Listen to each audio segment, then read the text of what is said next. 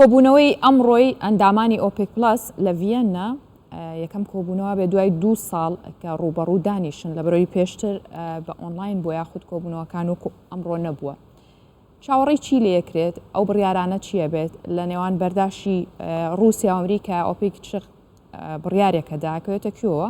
هەموو ئەم پرسیارانە ڕوەکەمە دکتۆر ئەرشەد تەها لە ستۆدیۆ میوانی ئێمەیە کە پسپۆڕی ئابووریە. دکتۆر بەخێر هاتی. زۆر سپاس. بەخێر بن.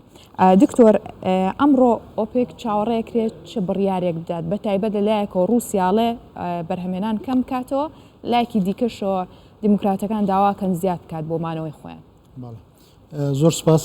بەڕاستی بڕیاردانەکە ئاسان نابی لە ناو ئۆپێک لەبەر دوو هۆکار. هۆکاری یەکەمیان وڵاتانی بەرهەمێنی نەوت هەمویان بودجیان بە شێوەیەکی گشتی پشت بە داهاتی نەوت دەبەستێ، لەبەرەوە لە بەرژەوەندیاندانیە کە نرخی نەوت بەرەو دابەزین بڕوە بە سەبەبی و فشارانەی لەسەر ئابووری جیهان و ئابووری ئەمریکاشەیە.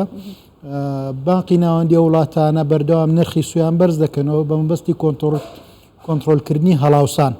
ئەوەش دەبیتە ڕکودی اقتصادی داکشانی ئابووری، ئەوەش نرخی نەوت بەرەوە دەباتن کە دابەزیتنەوە لە بەرژەوەندی رووسیا و سعودیا وڵاتانی تر نییە. بەڵام فشاری ئەمریکا لەسەر سعودیەکە هاوپەیمانی سەرەکیتی لە منطقەی ڕۆژهەڵاتی ناوەڕاست بەرژەوەندی ئەمریکاوە دەخوازتن بە مەستی کۆنتڕۆلکردنی و قەیرانە ئەو پشێوەی لە بازاری سوتەمەنی و زە دروست بووە بە سەبەبی شەڕی ئۆکرانیا و رووسیا کۆنتڕۆلی نرخی نەوت بکرێتن. لەبەرەوە ئێستا رووسیا سعودیا دڵی لەگەڵ رووسایە حەز دەکا کە خستنەڕووی نەوت کەم بکرێتەوە بە مەبەستی کۆنتڕۆلکردنی نرخ، یان نرخەکان دانەبەزی و بەرەو هەڵکشان بیتن.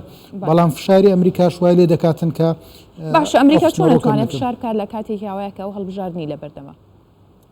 ئەمریکا لە دۆخی ئێستادا کە شەڕی رووسیا ئۆکرانیایە فشارێکی زۆر لەسەر ئابووریەکەی دروست بووە، بە تایبەتی هێشتا بەتەواوی ئابووری جیهان دەربازی نەبووە لە قەیرانی کۆڕۆنەدا کە ١٨ هەڵاوسان لە ئەمریکا دروست بوو. ئەوە ژمارەیەکی مێژوویە لە ڕاستیدا کۆمپانیەکان ڕقەمی زۆر گەورە زیانیان کردە لە ماوەی ڕابردوودا بە سەبەبی ئەو ڕکودەی کە دروست بووە، چونکە بانقی ناوەندی ئەمریکا ناچارە نرخی سوو بەرز بکاتەوە تا کۆنتڕۆلی هەڵاوسان بکاتن. ئەو فشارە لەسەر ئەمریکا دروست بووە ڕاستەوخۆ فشارەکە دەخاتۆ سەرچێ دەخاتۆ سەر وڵاتانی نەوتی بە تایبەتی سعودیا، چونکە گەورەترین بەرهەمێنی نەوتە.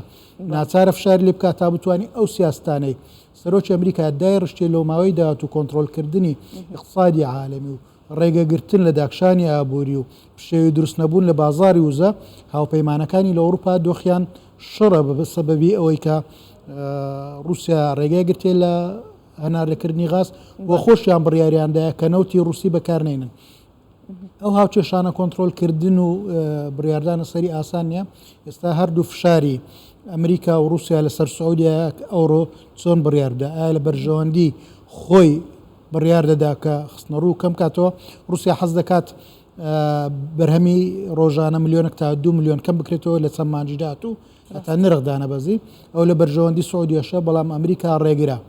ئەوڕۆ دیار دەکەوێتن کە دەتوانن ئەو بڕیارە بدەن یان ناچار دەبن کۆبوونەوەکە یان بڕیارەکە بۆ کۆبوونەی دواتر یان لە ماوەیدا. باش ئەمە واکات کە گیان لە بەردەم دوو بڕیارا بێت، یەکیانەوەیە داکەوتنە، لە لایەکی دیکەشەوە لە بەردەم داکەوتنە، و لە لایەکی دیکەشەوە چاوەڕێکن ئۆپێک پلاس هەوڵی سەقامگیرکردنی بازار بدات، چونکە ئەو ناسەقامگیریە یاخود ئەو ناجێگیریە کە لە نەوتە هەیە.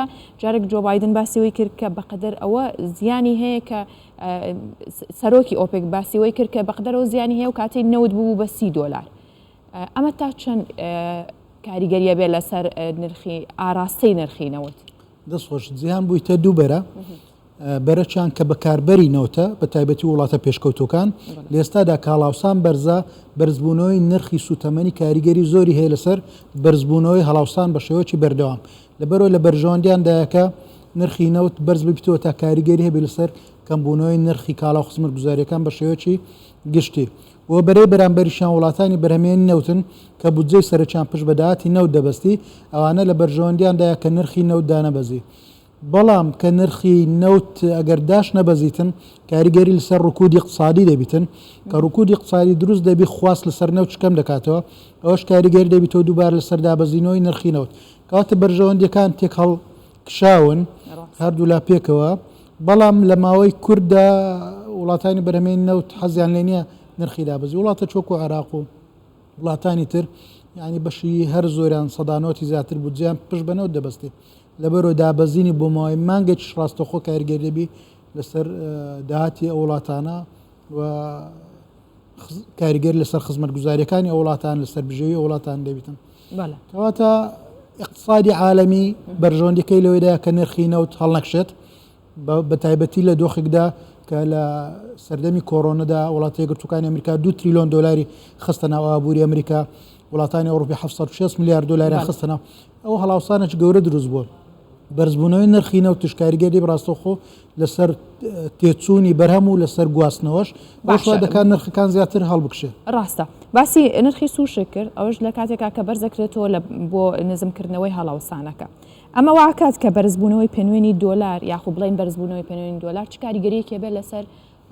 کڕینی نەوت لەسەر نرخی نەوت بەڵێ وەکو ئەمەژم پێکرد هەڵاوسانە مێژوویەکە ئەمریکا ئێستا ناچاری کردێ کە بانقی مرکزی ئەو ڕێگای بگریتە بەر نرخی سوو بەرزکاتەوە بێگومان بەرزکردنەوەی نرخی سوش ماناوەیە خەڵک استثمار زیاتر لە ینی باە دلار زیاد دەکات چکە خواست لەسەر دلار زیاد دەبیتن لە ڕێگای خستنە پارە لۆ ناو بانقی مرکزی و بانق ئەمریکیەکان ئەوە کاریگەر لەسەر بەرزبوونەوەی نرخی نەوتش دەی بەنسبەتە وڵاتانێک کە دلار دراوی سەرچیان نییە یعنی ئەوە دەبتە هەڵاوسانی زیاتر بەنسبەت بە نرخی نەوت سەبارەت بە وڵاتانەی کە ناچارن بە دلار نەوت بکڕن چکە زۆربەی وڵاتانی جیهانە تا ئێستا بە دلار مامەڵیان پێکرد ئێستا رووسیا دەوێ فشارکات کە نەوتی خۆی بە پارەی خۆی بە ڕوبلی ڕوبسی بفرۆشت بە بەستیەوەی کە باایی دراوی خۆی لە کاتی و شەڕ و قەیراندا دانەبەزیت بەڵێ بەڕێز دکتۆر ئەرشەد تەحاب سپۆڕ یابووری سپاس کە لەگەڵمان بووی سپاس بۆ زانیاریەکانت.